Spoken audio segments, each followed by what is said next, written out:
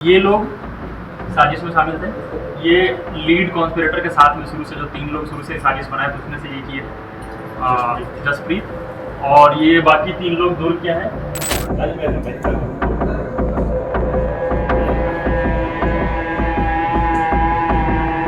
भिलाई के Indian coffee house में रखी गई थी और वहां बैठकर यह तय किया गया था कि किस तरह से विक्रम बैस की हत्या की वारदात को अंजाम देना है। पिस्टल कहां से आएंगे, रैकी कौन करेगा, मारेगा कौन। मनीष राठौर ने ही इन्हीं लड़कों का इस्तेमाल करके 1.5 महीने पहले पत्रकारों के घर में स्पीड पोस्ट करके धमकी भरी चिट्ठियां भेजी थी और उसको ऐसा एंगल देने की कोशिश किया गया था कि नक्सलियों ने भेजा। इस केस को सॉल्व करने में दुर्ग पुलिस का पूर्ण रही, इसके अलावा रायपुर पुलिस और बिलासपुर पुलिस, इन तीनों जिलों के साथ साथ नारायणपुर पुलिस की भूमिका महत्वपूर्ण थी, जिन्होंने इस केस को पिछले 3-4 दिनों से एक खबर सबसे ज्यादा सुर्खियों में है छत्तीसगढ़ में, वो है नारायणपुर के विक्रम बैस हत्याकांड की।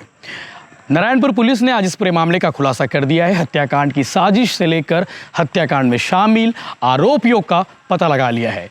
नारायणपुर एसपी आईपीएस प्रभात कुमार ने आज प्रेस कॉन्फ्रेंस करते हुए पूरे मामले को समझाया है और बताया है कि आखिर विक्रम बैस की हत्या किसने करवाई थी और हत्या किसने की थी और हत्या की साजिश और हत्या में उपयुक्त होने वाले सामान कहां से आए हैं।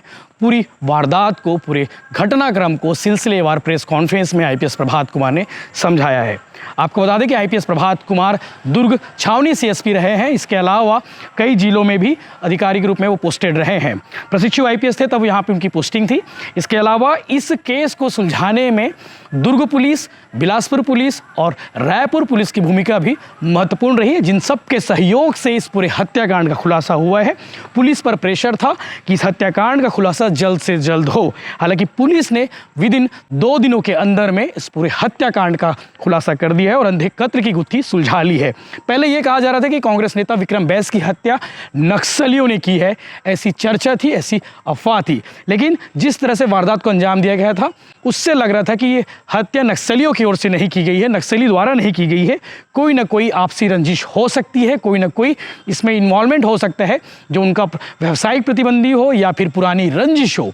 इस पूरे केस का खुलासा करते हुए आईपीएस प्रभात कुमार ने यह भी बताया है कि इसकी साजिश जो है भिलाई के इंडियन कॉफ़ी हाउस में बैठकर रची गई थी। यानी कि इंडियन कॉफ़ी हाउस में सभी आरोपी जो इस केस में शामिल हैं, इस केस में इन्वॉल्व है, उन सब की एक मीटिंग भिलाई के इंडियन कॉफ़ी हाउस में रखी गई थी और वहां बैठकर यह तय किया गया था कि किस तरह से विक्रम बैस की हत्या की वारदात को अंजाम देना है।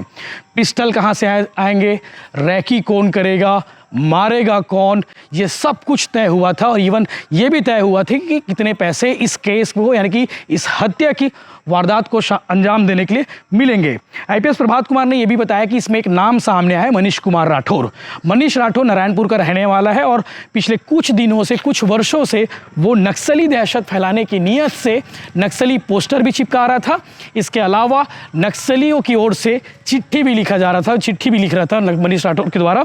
बाकायदा कई व्यापारी हैं, कई नेता हैं, कुछ पत्रकारों को भी नक्सलियों की ओर से, जैसा कि आईपीएस प्रभात कुमार ने बताया कि मनीष राठौर खुद नक्सली बनकर जो है पत्रकारों को भी लेटर लिखता था, धमकी भरा लेटर, वहाँ के व्यवसायियों को भी, वहाँ पे कारोबारियों को भी वो पत्र लिख रहा था। इस पूरे केस का खुलासा करते हुए आईपीएस प्रभात कुमार ने बताया है कि इस केस में टोटल जो है 6 आरोपी पकड़े गए हैं। मुख्य आरोपी मनीष राठौर, जिसने हत्या की साजिश रची, हत्या की वारदात को अंजाम देने की पूरी प्लानिंग रची, वो अभी फरार है। उसका खुलासा भी जल्द से जल्द हो जाएगा, पुलिस उसके पीछे लगी हुई है। इस केस को सॉल्व करने में दुर्ग पुलिस का भूमिका महत्वपूर्ण रही, इसके अलावा रायपुर पुलिस और बिलासपुर पुलिस, इन तीनों जिलों के साथ साथ नारायणपुर पुलिस की भूमिका महत्वपूर्ण थी, जिन्होंने इस केस को सॉल्व किया है। सभी जिलों की पुलिस के सहयोग से इस केस का खुलासा हुआ है। आगे आप डिटेल में वीडियो देखेंगे। आईपीएस प्रभात कुमार ने इस केस को लेकर क्या कुछ कहा है।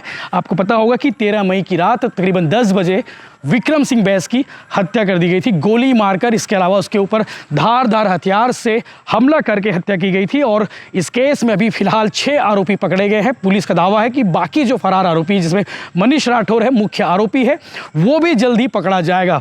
यही नहीं, इस केस को, हत्या की वारदात को अंजाम देने की प्लानिंग जो है पिछले 1.5-2 महीने से रची जा रही थी और बाकायदा रैकी किया जा रहा था। पिछले 3 दिनों से नारायणपुर में जो है भिलाई के रहने वाले जो लड़के पकड़े गए हैं, जिनका नाम सामने आया है, 6 आरोपी आरोपी हैं उनमें से 3 जो है भिलाई के रहने वाले, उनका नाम मैं आपको बता देता हूँ।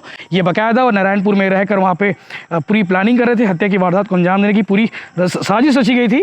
जो टोटल आरोपी पकड़े गए उनका नाम मैं आपको बता देता हूँ। विश्वजीत नाग नारायणपुर का रहने वाला, इसके अलावा संदीप यादव उर्फ संजू, पिता अरुण यादव 24 साल, सुभाष चौक दयान गौठान के पास बोरसी के रहने वाला। इसके अलावा एक और आरोपी है राजीव रंजन यति उर्फ राजू बिहारी, ये बेसिकली बिहार के रहने वाले, लेकिन पिछले कुछ दिनों से सेक्टर 9 हॉस्पिटल सेक्टर इलाके में रह रहा। आर सेमुअल सेक्टर 9 का रहने वाला है। इसके अलावा जसप्रीत सिंह उर्फ पोतू, ये बंगालपारा नारायणपुर का रहने वाला है। इसके अलावा विवेक अधिकारी उर्फ सिदाम, ये भी नारायणपुर के रहने वाले। इसमें टोटल 6 आरोपी गिरफ्तार हुए। मनीष राठौर अभी भी फरार है। पुलिस का कहना है कि बाकी जो आरोपी हैं वो पकड़े जाएंगे। इस केस में मुख्य रूप से साइबर की जो भूमिका थी वो काफ़ी महत्वपूर्ण थी। नंबर ट्रेस किए गए, कॉल रिकॉर्ड निकाले गए, सीडियाँ निकालने के बाद एक कड़ियाँ जुड़ती गई और पूरे इस केस का खुलासा हो गया। IPS प्रभात कुमार इस केस को लेकर क्या कुछ कह रहे हैं, आप आगे detail video, detail press conference जिसका आज खुलासा करते हुए IPS प्रभात कुमार ने बताया, वो वीडियो आप जरूर देखिए।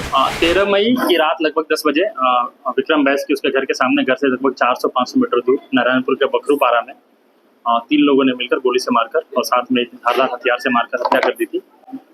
इस पे पुलिस ने कार्रवाई शुरू की। पहले 2-3 घंटे में हमें कुछ टेक्निकल लीड मिल गए थे और हत्या करने वाले लोगों की डिजिटल पहचान हो गई थी।